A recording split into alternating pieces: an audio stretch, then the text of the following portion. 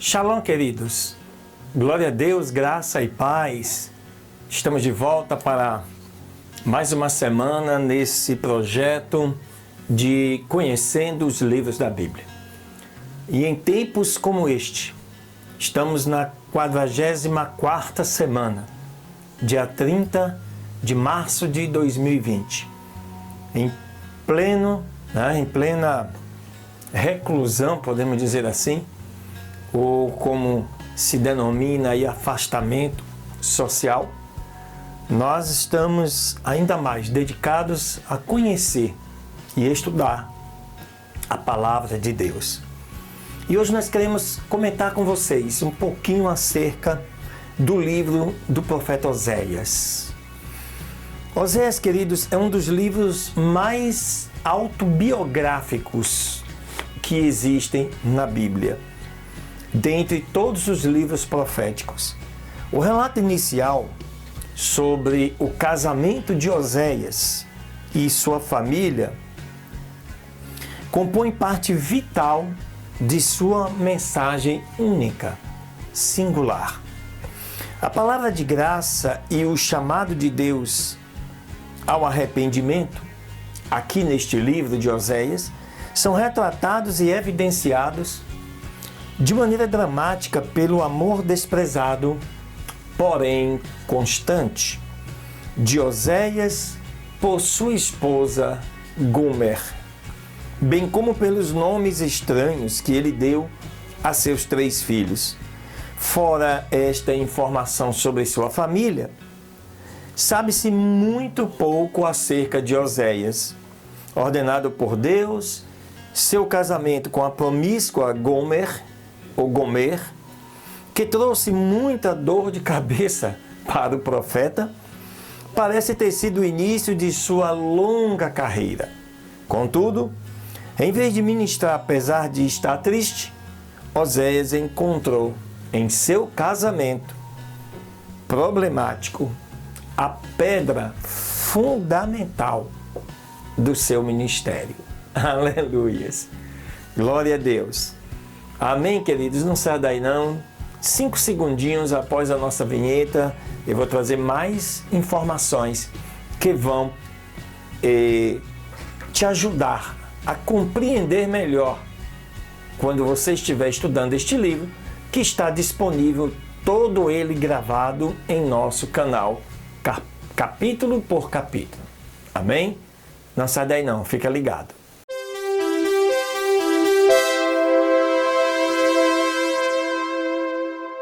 Muito bem, amados, estamos de volta, trazendo para vocês mais informação acerca do conteúdo deste livro importantíssimo. Todos os livros da Bíblia são importantes, mas cada um com sua característica própria, e este não é diferente, que é o livro do profeta Oséias. Aleluia!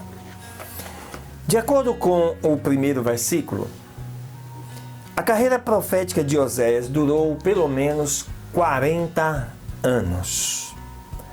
Ela começou durante o reinado de Jeroboão II, que reinou em Israel, o reino do norte, junto com o seu pai, Jeoás.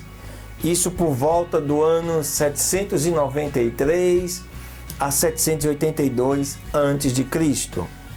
E depois sozinho até 753 também a.C. O ministério de Oséias terminou durante o reinado de Ezequias, que reinou em Judá entre os anos de 716 e 686 a.C. Embora a profecia de Oséias não tenha negligenciado Judá, o reino do sul, suas mensagens eram dirigidas principalmente ao reino do norte, Israel, chamado com mais frequência de Efraim, e representado pela cidade real de Samaria. Aparentemente, Oséias viveu e ministrou em Samaria e seus arredores e, no mínimo, deve ter se mudado para Jerusalém quando Samaria caiu nas mãos dos assírios, isso por volta do ano 722 a.C.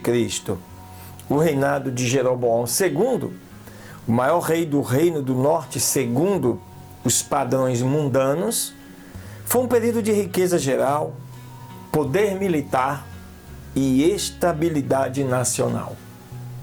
A economia era forte e o futuro parecia promissor.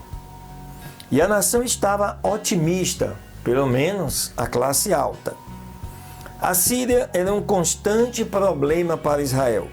Porém, Hadad-Nirari III, rei da Síria, trouxe alívio a Israel ao enviar uma expedição contra Damasco, capital da Síria, isso em 805 a.C. Já após a morte de Hadad-Nirari em 783 a.C., período de fraqueza para os assírios, Israel e Judá se expandiram. Contudo, depois da morte de Jeroboão II, em 753 a.C., Israel afundou a ponto de quase chegar à anarquia, tendo 6 reis. Olha só que coisa, num período de 30 anos. 4 deles foram assassinados nesse período: Zacarias, Salum, Pecaías e Peca. Nesse meio tempo, a Síria recuperou forças e Israel estava perdido. Obviamente, o verdadeiro motivo de Israel estar caindo nas mãos dos inimigos e aos pedaços era porque Deus estava determinado a punir o povo por seus pecados. Como Oséias e Amós deixaram bem claro nas suas cartas. Oséias provavelmente recebeu a maioria das suas mensagens durante esses últimos 30 anos de Israel como nação. De acordo com Oséias, Israel pecou de 4 maneiras. Primeiro, eles violaram exigências fundamentais do pacto, que caracterizada por bondade e fidelidade, rejeitando o conhecimento de Deus e a sua lei. Tornaram-se orgulhosos, estavam satisfeitos consigo mesmos e esqueceram da graça de Deus. Chegaram até mesmo a falar com desrespeito contra Deus. Olha que coisa. Segundo, eles se envolveram na idolatria e na prostituição cultural. Terceiro, confiaram em recursos humanos, reis, príncipes, exércitos, homens de guerras, alianças com outras nações, etc., ao invés de confiar em Deus. Por último, eles eram culpados de injustiça e de violência, o que inclui assassinato, roubo, mentira e opressão dos indefesos. Parece que nesses tempos de coronavírus, Oséias traz para nós dados bem parecidos com a nossa realidade nos dias de hoje. Seguindo, por meio de Oséias, o Senhor ordenou que o povo de Israel parassem com a sua promiscuidade, sua idolatria e iniquidade, e se voltasse para Ele com humildade e agora fidelidade à lei do pacto. Oséias informou Israel de que eles estavam sofrendo porque o Senhor os abandonara e disse que ainda viria mais disciplina, domínio estrangeiro, exílio, destruição, desolação e morte. Oséias lembrou Israel da graça e do amor do Senhor, ao fazer deles um povo e abençoá-los no passado, com seu cuidado atencioso e paciente e com sua provisão abundante. Ele era a única esperança de Israel e seus caminhos, os caminhos do Senhor, eram retos. O Senhor também lhes deu a certeza de que, em resposta ao seu arrependimento e fé, Ele mais uma vez teria compaixão deles e os redimiria. Ele removeria sua iniquidade, restauraria o pacto, trazendo justiça e conhecimento de Deus. Ou seja, Ele iria novamente reconstruir, proteger, guardar e adornar Israel. Aleluia!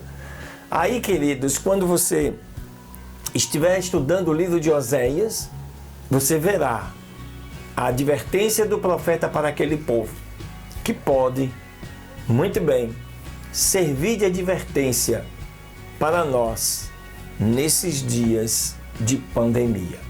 Amém? Glória a Deus, Deus abençoe. Vamos continuar firmes, orando a Deus para que possa varrer definitivamente este mal do meio do seu povo. O povo que se chama pelo seu nome, que está se humilhando, orando, se arrependendo dos seus maus caminhos, buscando a face do Senhor. E Ele garante na sua palavra que Ele vai ouvir dos céus e vai sarar o povo e a terra. Amém? Até a semana que vem, em nome de Jesus. Deus abençoe.